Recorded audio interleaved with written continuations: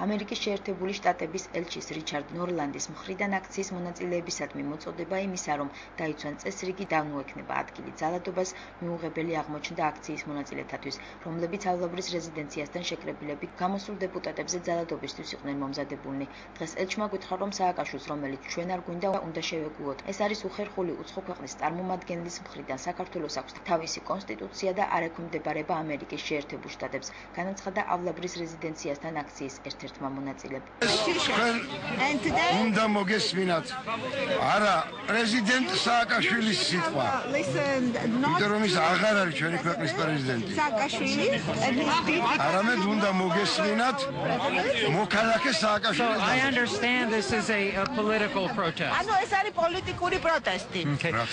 What is so important, but can I tell you what is so important is that this protest be peaceful. თავარია რომ ეს პროტესტი იყოს მშვიდობიანი გზით გამოხატული.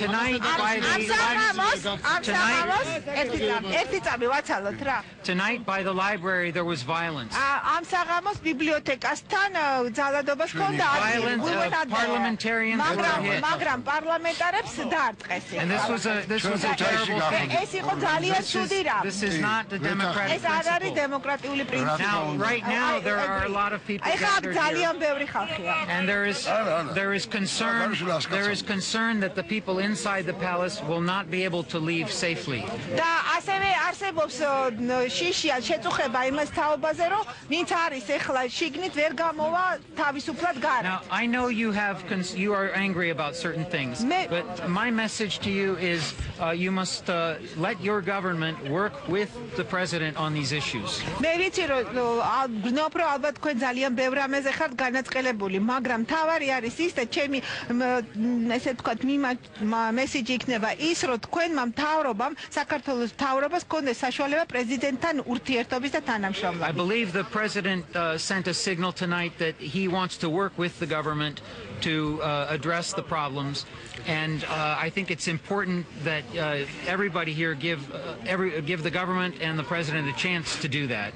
დღეს პრეზიდენტმა გაახმოვანა მისი მზადყოფნა პარლამენტთან და მთავრობასთან ურთიერთობისა და მე მიმაჩნია რომ საქართველოს მოსახლეობა ამას ხარს უნდა უჭერდეს. Because otherwise there is a risk of more violence. იმიტომ რომ არის რისკი უფრო მეტი ძალადობისა. And I don't think anybody in Georgia wants that again.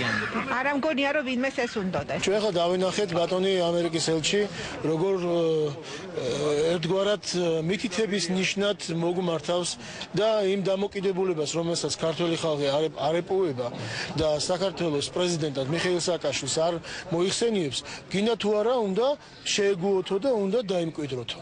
ესეთი დამოკიდებულება ცოტა უხერხულია უცხო ქვეყნის ელჩმა, ასე ვთქვათ, ჩვენი მისამართით გააკეთოს. ქართულ ხალხს აქვს დამოუკიდებელი კონსტიტუცია. საქართველოს კონსტიტუცია არ ექვემდებარება ამერიკის მითითებებს.